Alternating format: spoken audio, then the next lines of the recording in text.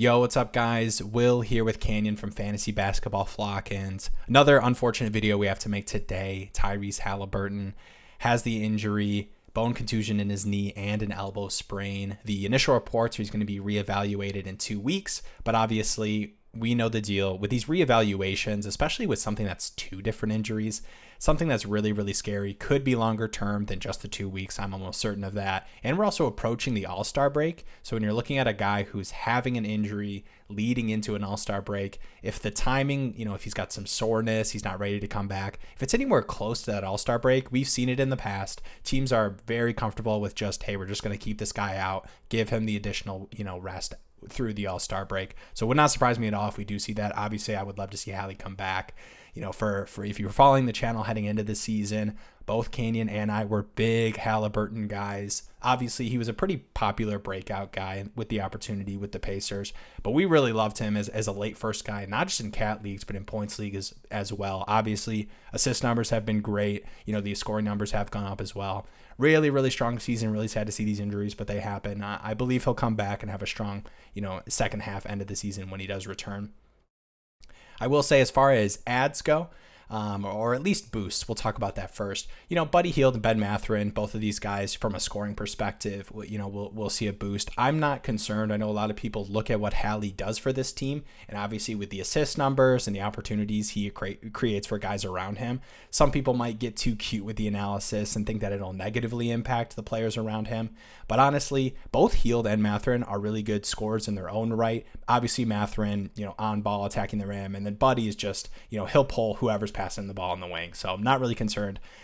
So they should have a pretty solid scoring floor. As far as ads that are probably available in your leagues, I think the first guy I want to talk about is Andrew Nembhard. Obviously, we've seen some pretty consistent minutes and good performances from him with Hallie healthy. And, if you look earlier in the season, Hallie did miss 2 games mid-December against the Warriors and the Blazers. And in those 2 games, Nembhard played 39 minutes. There were some other injuries as well. Averaged 23.5 points, 7 boards, and 10.5 assists.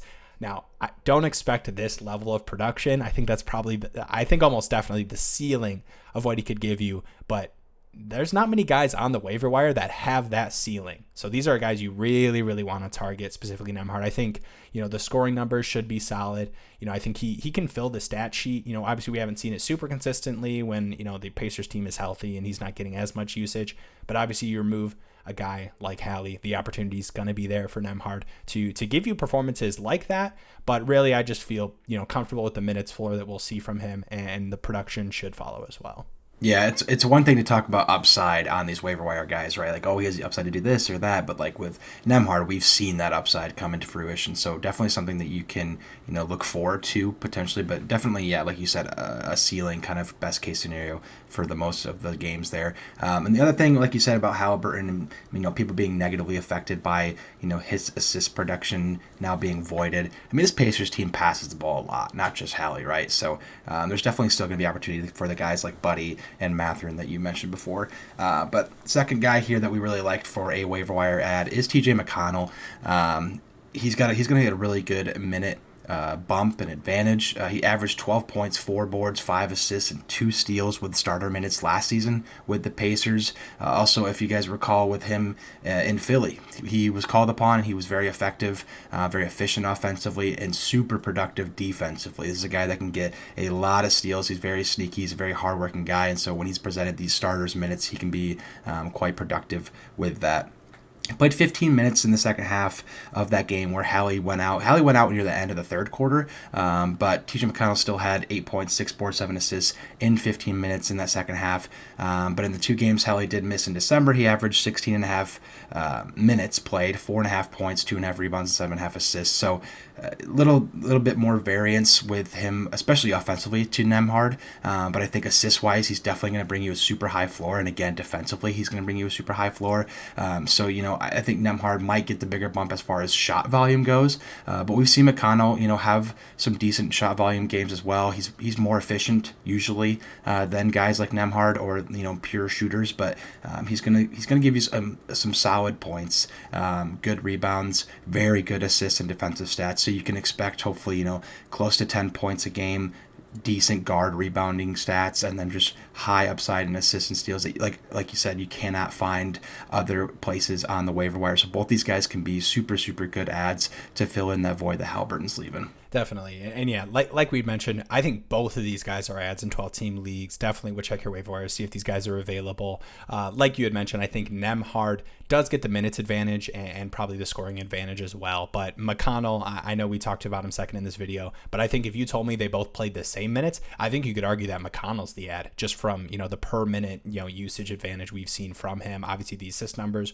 really, really strong. The scoring is going to be worse as well. And I do think Nembhard maintains the minutes advantage if I had to make a prediction, but both these guys should see consistent minutes bumps as well. Obviously, Nembhard at this point in the season is already playing more minutes than McConnell, but I think the opportunity presents itself for McConnell to get some consistency there. But, let us know what you guys think. Obviously, really, really sad the injury to Hallie. I mean, he was having such a strong year. Obviously, the assist numbers were crazy as well. And, I think he'll come back strong. So I think the last thing I want to touch on in this video, I know when you look at a player that's performing like Hallie, a lot of these first, second, third round guides, the thought is, what can I do to acquire these guys? Try to make some kind of sneaky move, hold them so that I can, hold on to the value. And then when they do return, I've got a stud and maybe I bought low a little bit. But I'd get really, really cautious with doing that at this point in the season. Obviously, when we're approaching the All-Star break, the season's halfway over right now. So from a fantasy perspective, if you're trying to make these moves and, they're 2, 3, 4, potentially 5 weeks out from actually coming to fruition, I would really, really caution yourself unless you're getting an amazing deal there. You just don't want to lose too much value when, it's not.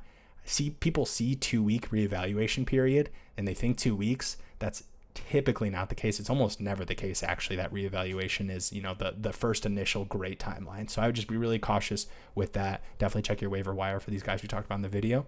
We'll see you in the next one.